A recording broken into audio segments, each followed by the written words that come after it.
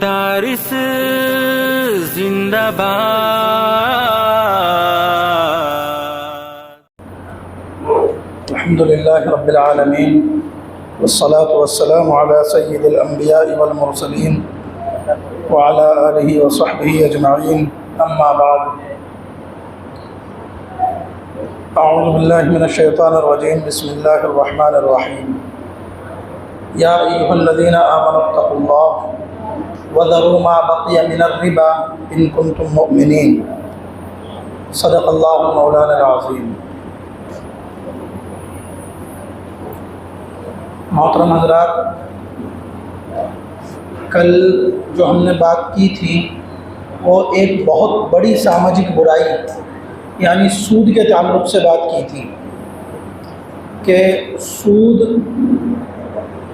کے تعلق سے مشرکین اور کفار کا نظریہ اور ان کی سوچ، ان کی تھنکنگ یہ ہے کہ یہ تجارت کی طرح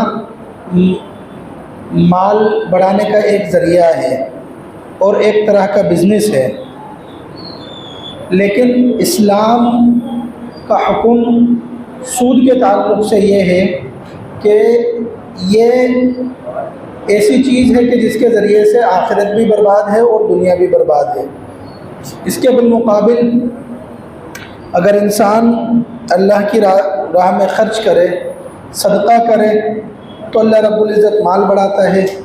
انسان تجارت کرے تو اللہ رب العزت حلال تجارت کو بھی بڑھاتا ہے.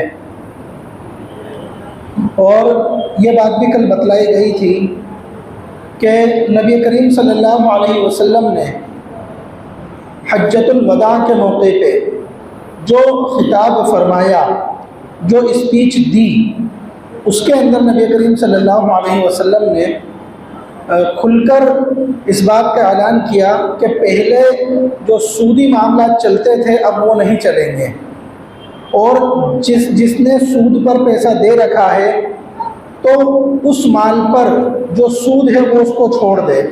اور بسم اللہ نبی کریم صلی اللہ علیہ وسلم نے اس طرح کی کہ اپنے چچا حضرت عباس رضی اللہ تعالی عنہ کا سونا جو تقریباً 39 کلو تھا، یعنی 38 کلو 880 گرام 88 گرام کے آس پاس، یہ صرف اتنا سونا تھا، وہ سونا تھا کہ جو بطور سود کے واپس آنا تھا. پرنسپل منی نہیں تھی بلکہ انٹرسٹ والی منی تھی، انٹرسٹ منی تھی، یعنی بطور بیاج اتنا مال آنا تھا. اس کو نبی کریم صلی اللہ علیہ وسلم نے اپنے اس خطاب میں اور اپنی اس اسپیچ میں معاف فرما دیا. قرآن کریم نے کہا ہے کہ یا ایھا الذین آمنوا، اے ایمان والو، واتقوا، یا ایھا الذین آمنوا اتقوا اللہ، اللہ رب العزت سے ڈرو، یعنی تقوی اختیار کرو. اور اس کا ایک حصہ یہ ہے وَذَرُوا مَا بَقِيَ مِنَ الرِّبَا، کہ جو کچھ ربا یعنی سود پہلے تم نے معاملات کر لیے وہ کر لیے، اب جو تمہیں سود دوسروں سے وصول کرنا ہے اس سود کی رقم کو تم چھوڑ دو. وَذَرُوا مَا بَقِيَ مِنَ الرِّبَا إِن كُنتُم مُؤْمِنِينَ، تمہارے حقیقی ایمان کا تقاضا یہی ہے. یعنی ایمان والوں نے اس وقت بھی سودی معاملات کو چھوڑ دیا، اور اب بھی ایمان والوں کی ذمہ داری یہ ہے کہ اگر کوئی اس میں مبتلا ہے تو وہ اس سے بچے. قرآن کریم نے اللہ رب العزت نے کہا ہے کہ یہود ایک ایسی قوم ہے جس کو اللہ رب العزت نے برباد کر دیا تھا، اور ان کے ساتھ اللہ رب العزت نے ذلت کو جوڑ دیا. ان کی 2 عادتیں تھیں کہ ان عادتوں کا ان کی بربادی میں بہت اہم کردار تھا. ایک عادت کیا تھی؟ وَأَخْذِهِمُ الرِّبَا وَقَدْ نُهُوا عَنْهُ، کہ اللہ رب العزت نے یہودیوں کو بھی سودی معاملات کرنے سے، انٹرسٹ والا لین دین کرنے سے، اپنے مال کو بیاج پر چلانے سے اللہ تعالیٰ نے ان کو بھی روکا تھا. وہ نہیں رکے تو ایک تو ان کی بربادی کی وجہ یہ بنی کہ سودی معاملات کرنا، اور دوسری وجہ کیا بنی؟ وَأَكْلِهِمْ أَمْوَالَ النَّاسِ بِالْبَاطِلِ، اور ناجائز طریقے سے، چوری سے، ڈکیتی سے، ٹوکی بازی کر کے، کسی کا بیوقوف بنا کے ناجائز طریقے پہ وہ کیا کرتے تھے، ایک دوسرے کا مال کھا جاتے تھے. یعنی نہ تو ان کا مالی معاملہ بھی صحیح نہیں تھا اور ان کا تجارتی معاملہ بھی صحیح نہیں تھا. وہ آسان اور عیاشی والی کمائی چاہتے تھے کہ پیسے سود پر دو اور رقم کو بڑھا کر لے لو. اور ان دو عادتوں کی وجہ سے اللہ رب العزت نے اس قوم کو برباد کر دیا دنیا میں، اور آخرت میں ان کا انجام کیا ہے، وَأَعْتَدْنَا لِلْكَافِرِينَ مِنْهُمْ عَذَابًا أَلِيمًا، کہ ان کے لیے، کفار کے لیے جنہوں نے اللہ کے حکم کا انکار کیا، اس کو نہیں مانا، اس پر عمل نہیں کیا، آخرت بھی برباد ہے اور ان کے لیے سخت عذاب ہے. انہی بنیادوں کی وجہ سے وہ قوم برباد ہوئی. اب ہمیں یہ سوچنا چاہیے کہ ایک گولی کھا کر انسان کو انفیکشن ہو گیا تو دوسرے انسان کو اس سے بچنا چاہیے. ایک جگہ سے کسی انسان نے نقصان اٹھا لیا تو دوبارہ وہ عمل نہیں کرنا چاہیے. تو اگر ہم ان معاملات میں مبتلا رہیں گے تو ہمارا انجام بھی صرف اور صرف بربادی کا ہوگا اور کوئی انجام نہیں ہوگا. حضور صلی اللہ علیہ وسلم نے سودی اور انٹرسٹ کے معاملات کرنے والے کے تعلق سے فرمایا، لعن رسول اللہ صلی اللہ علیہ وسلم آکل الربا وموکلہ وکاتبہ وشاہدیہ وقال ہم سواء، کہ حضور صلی اللہ علیہ وسلم نے لعنت کی ہے. بہت کم ایسے گناہ ہیں کہ جن گناہوں کے اوپر بہت سخت وعیدیں ہیں اور بہت ساری وعیدیں ہیں، جن میں ایک گناہ سود کا ہے کہ جہاں جہاں سود کی کڑی جڑے گی، جہاں جہاں بیاج کی کڑی جڑے گی، جس انسان سے بھی بیاج کی کڑی جڑ گئی، چاہے وہ نمازی ہو، وہ روزے دار ہو، عمرے پہ عمرے کرنے والا ہو، حج پہ حج کرنے والا ہو، اگر وہ سودی معاملے میں مبتلا ہے تو اس کی کوئی بھی عبادت کام میں نہیں آئے گی. چاہے وہ دنیا میں اپنے آپ کو کتنا بھی دیندار بناتا پھرے، کتنا بھی دکھاوا کرتا پھرے. حضور صلی اللہ علیہ وسلم نے فرمایا کہ نبی کریم صلی اللہ علیہ وسلم نے لعنت کی ہے اس انسان پر جو سود کو کھا رہا ہے. کھانے کا مطلب یہ نہیں کہ صرف اس کی روٹی بنا کر سبزی بنا کر کھا رہا ہے، بلکہ جو اس کو استعمال کر رہا ہے اس کے اوپر بھی لعنت ہے. وہ منہ کی لہو، جو دے رہا ہے، لینے والے پر بھی لعنت، اور لعنت کرنے والا کوئی عام آدمی نہیں ہے. یہ نہیں کہ مسجد کے امام نے کر دی ہے نا، بلکہ خود اللہ کے رسول جن کی دعا کوئی رد ہو ہی نہیں سکتی. دینے والے پر بھی لعنت. وکاتبہ، جو اس معاملے کو لکھے، وہ جو منشی ہے نا کہ فلاں صاحب نے فلاں صاحب کو اتنے پیسے دیے ہیں سود کے طور پر، وہ لکھ رہا ہے، اس کے اوپر بھی لعنت ہے. وہ شاہدی، اور جو اس ایگریمنٹ کے گواہ بن رہے ہیں کہ صاحب میں ذمہ داری دے رہا ہوں، میں ضمانت دے رہا ہوں، ٹھیک ہے نا، ان کے اوپر بھی لعنت ہے. خلاصہ یہ ہے کہ حضور صلی اللہ علیہ وسلم نے فرمایا ہم سواء، لینے والا، دینے والا، دلانے والا، لکھنے والا، گواہ بننے والا، جہاں جہاں سود کی کڑی جڑ رہی ہے تو ایسا نہیں کہ گناہ کچھ کم ہو جائے گا، بلکہ جتنا گنہگار لینے والا ہے اتنا ہی دینے والا، اتنا ہی لکھنے والا، اتنا ہی دلانے والا، اتنا ہی جو ہے نا اس کے اوپر گواہ بننے والا.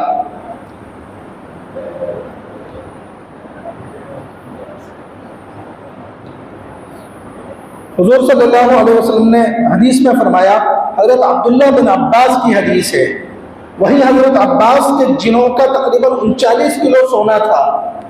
ان کے صاحبزادے ابن عباس، حضرت عبداللہ ابن عباس، ان کی حدیث ہے، انہوں نے نبی کریم صلی اللہ علیہ وسلم سے روایت کیا، اذا ظہر الزنا والربا فی قریۃ فقد احلوا بانفسهم عذاب اللہ، کہ کوئی بستی ہو، کوئی محلہ ہو، کوئی گاؤں ہو، کوئی سوسائٹی ہو، اس سوسائٹی کے اندر، اس بستی کے اندر دو کام اگر ہونے لگ جائیں، نمبر 1 زنا، ایڈلٹی وہاں ہونے لگ جائے، اور دوسرا سودی معاملات ہونے لگ جائیں، تو اب اللہ رب العزت فقط احلوا بانفسهم، تو انہوں نے اپنے اوپر اس چیز کو، جو اللہ رب العزت کی طرف سے یہ آڑ تھی کہ اللہ عذاب نہیں بھیجیں گے، اب انہوں نے اس آڑ کو ختم کر دیا. یعنی اب اللہ رب العزت کو ان کے اوپر عذاب آ سکتا ہے. یہ حدیث کی بات ہے. اسی طرح حدیث شریف میں ہے قال رسول اللہ صلی اللہ علیہ وسلم الربا 73 بابا، کہ سودی معاملات کے سود اور انٹرسٹ کا لین دین کرنے والوں کے 73 درجے ہیں، سود کے 73 دروازے ہیں، 73 اسٹیپ ہے، یعنی اس کی وجہ سے جو بگاڑ اور جو بربادی ہوتی ہے، چاہے آخرت کی ہو چاہے دنیا کی، اس کے 73 اسٹیپ ہے۔ ایسرھا، ان 73 اسٹیپس میں سے سب سے آسان درجہ جو ہے اور سب سے آسان اسٹیپ کیا ہے؟ ان ينكح الرجل امه، کہ انسان اپنی ماں کے ساتھ زنا کرے۔ یہ الفاظ اللہ کے نبی کے ہیں، حدیث کے ہیں، جو حدیث کی کتابوں میں ہیں۔ آپ سوچئے کہ شریعت نے کس انداز میں کنڈم کرا ہے اس معاملے کو، کہ ایک سنجیدہ انسان، اس کا مسلمان ہونا ضروری نہیں ہے، ایک سنجیدہ انسان کیا وہ اس بات کو سوچ سکتا ہے کہ وہ اپنی ماں کے ساتھ زنا کرے؟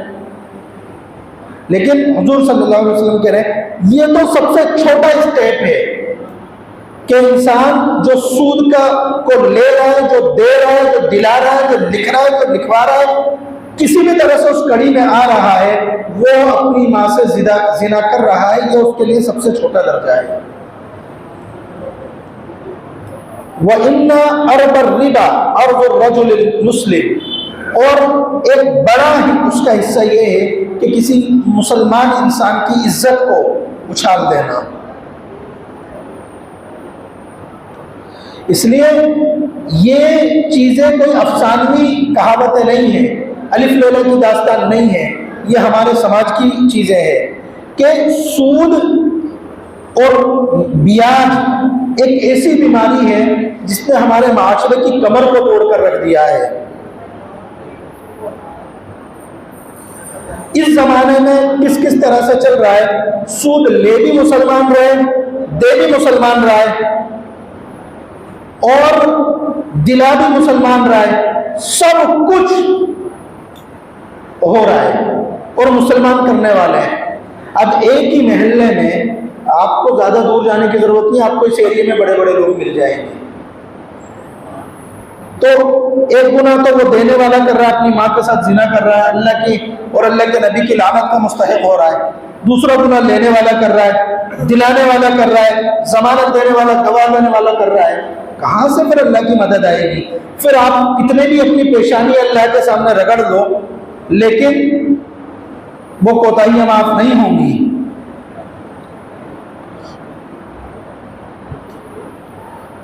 اس سودی کاروبار کے جو نقصان ہیں وہ یہ ہیں کہ مالدار تو مالدار بنتا جاتا ہے، لیکن غریب اور غریب بنتا جاتا ہے۔ اور ان نقصانات میں ایسے نقصان ہیں، آپ غور کریں گے، آپ کو آپ کے ایریے میں ایسی کہانیاں سننے کو مل جائیں گی، تھوڑا سا آپ پتہ کریں گے کہ اس کی وجہ سے، سود کے لین دین کی وجہ سے، کہ ان کا جو جائز حق ہے مالداروں کو وہ غربا تک پہنچاتے نہیں ہیں، اور یا پھر سود انسان کسی بھی بنا پر لے، اگر وہ چکا نہیں پاتا تو سود دینے والا کوئی دودھ کا دھلا نہیں ہوتا، بلکہ وہ معاشرے کا سب سے بڑا سود اور حرام خور ہوتا ہے۔ پھر اس کا جو مطالبہ ہوتا ہے وہ کیا ہوتا ہے؟ خواتین ہیں اس معاملے میں، آپ کو دور جانے کی ضرورت نہیں ہے، وہ ان خواتین سے مطالبہ کرتا ہے کہ آپ کو میرے بستر پر آنا پڑے گا، اور یہ کوئی ڈھکی چھپی داستانیں نہیں ہیں، آپ کو سب پتہ ہے۔ تو ماں بہنوں کی عزتوں پر بات آتی ہے، لڑکیوں کی پاک بازیاں ختم ہوتی ہے اس سودی کاروبار کی وجہ سے۔ اسی طرح سماج کا مالدار طبقہ شادی میں، بیاہ میں، ان چیزوں میں بڑی بڑی رقمیں خرچ کرتا ہے۔ ظاہر سی بات ہے، ایک خاندان میں مالدار ہے تو اس خاندان میں غریب بھی ہے۔ اب غریب کو بھی بھوک چڑھتا ہے کہ صاحب میں فلاں کی شادی میں اتنی بڑی تھالی کھا کر آیا تھا کہ وہاں پہ 500 آئٹم تھے، تو اب مجھے بھی جو ہے نا اس کو اتنا کھلانا پڑے گا۔ اب وہ بھی سود لیتا ہے، اور ان سب گناہوں میں وہ بھی مبتلا ہوتا ہے۔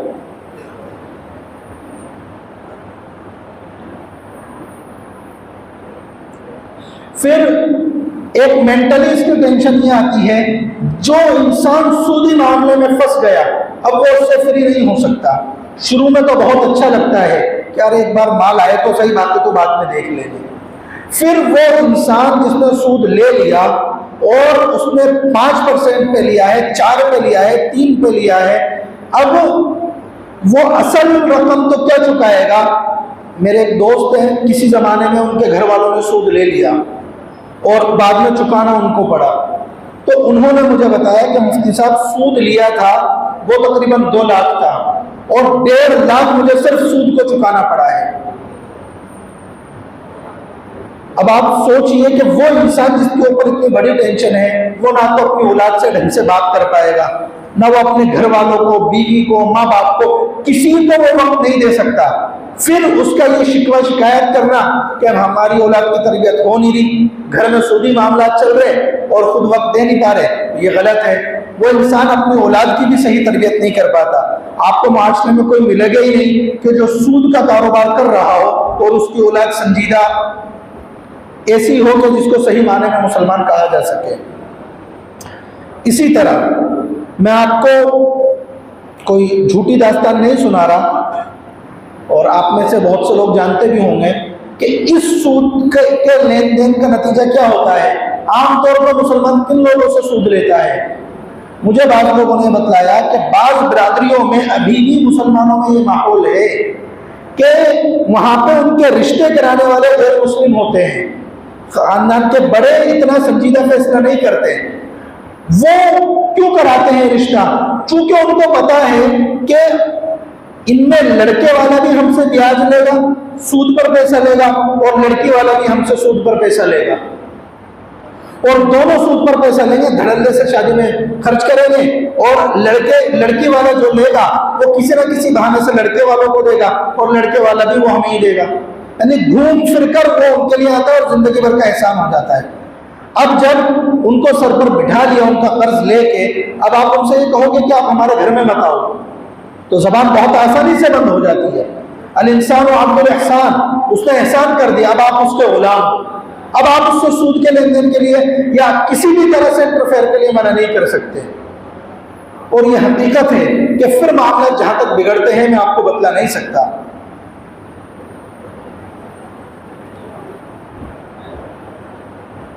اسی طرح آج موبائل کے ذریعے سے بھی سود دیا جا رہا ہے، لون وغیرہ دیا جا رہا ہے، اور بہت آسانی سے آپ کے پاس میسج آئے گا، اتنا لون مل جائے گا، اور یہ سوچا جاتا ہے کسی کو پتہ بھی نہیں چلے گا، اور نوجوان لڑکے خاص طور پہ گاڑی کے شوق میں، موبائل کے شوق میں طرح طرح سے وہ لون آن لائن لے لیتے ہیں، سودی معاملے میں مبتلا ہو جاتے ہیں اور گھر والوں کو پتہ بھی نہیں ہوتا ہے۔ ایسا بھی معاشرے میں چل رہا ہے۔ ایک واقعہ ہمارے یہاں پر پیش آیا کہ ایک لڑکے نے اسی طرح سے کسی سے سود لے لیا، اب جتنی کیپیسٹی تھی وہ چکاتا رہا، جب کیپیسٹی ختم ہو گئی تو وہ سود دینے والا ان کے گھر پر آیا اور ماں باپ کو جو ذلیل کر کر گیا ہے آپ کو بتلایا نہیں جا سکتا ہے۔ اس لیے بچوں کی نگرانی بھی ضروری ہے کہ ایسا تو نہیں کہ آپ کے پیٹھ پیچھے وہ کہیں نہ کہیں اس طرح کی کسی چیز میں مبتلا ہو چکے ہو، بلکہ عام طور پہ مسلمان نوجوان جو کہیں کام کرتے ہیں ان کا تو یہ مزاج بن چکا ہے کہ وہ کہیں نہ کہیں کسی نہ کسی طرح کی سیونگ ان کا مقصد نہیں ہے، بس ان کا موبائل کا گاڑی کا شوق پورا ہوتا رہے اور وہ کسی نہ کسی چیز کی EMI پوری کرتے رہتے ہیں۔ یہ ایک عام مزاج ہے۔ ہم اپنے آپ سے ہی پوچھ لیں گے کہ ہم بھی اس میں لگے ہوئے ہیں۔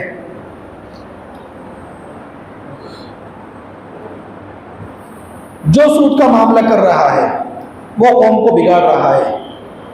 حضرت موسیٰ علیہ السلام کے زمانے میں فرعون کی طرف سے حکم جاری ہوا کہ جتنے بھی بنی اسرائیل میں لڑکے پیدا ہوں سب کو قتل کر دو، یہ فرمان جاری ہوا۔ یہی کنڈیشن ہے سود دینے والوں کی، وہ چاہے دینے والا مسلمان ہو یا غیر مسلم ہو، کہ وہ قتل سے بدتر زندگی بنا دیتا ہے اس انسان کی جو سود لے لیتا ہے۔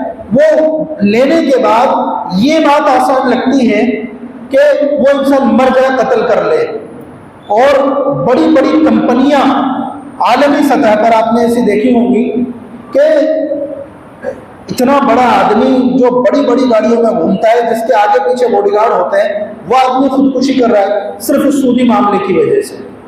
انسان کا سکون ختم ہو جاتا ہے۔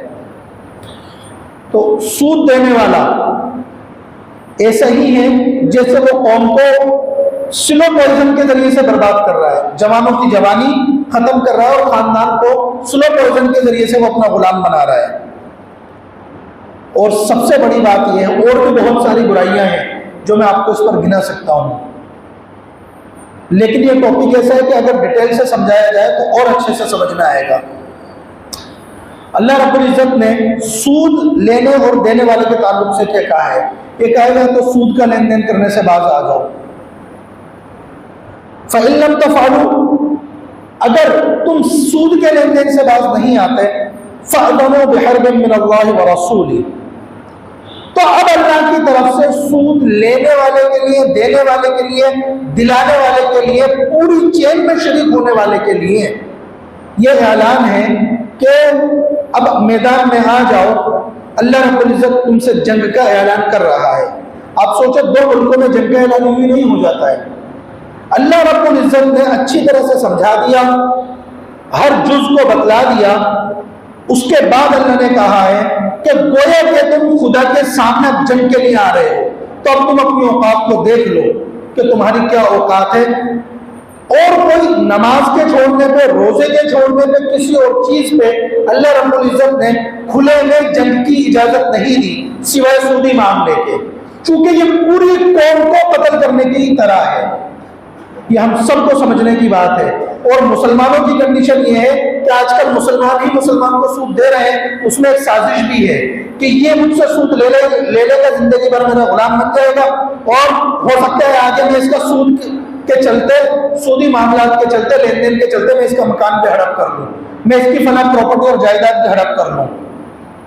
یہ خود مسلمان کر رہے ہیں۔ اس لیے اگر ہمیں کہیں ہم مبتلا ہیں تو ہمیں بچنے کی کوشش کرنی چاہیے، اگر نہیں ہے تو اللہ کا شکر ادا کرنا چاہیے، اور گھر کے اندر یا کوئی بھی ایسی بات آئے تو کم از کم اس لعنت سے معاشرے کو بچانے کی کوشش کرنی چاہیے۔ اللہ رب العزت ہم سب کو سمجھنے کی اور عمل کرنے کی توفیق عطا فرمائے۔ وآخر دعوانا الحمدللہ رب العالمین۔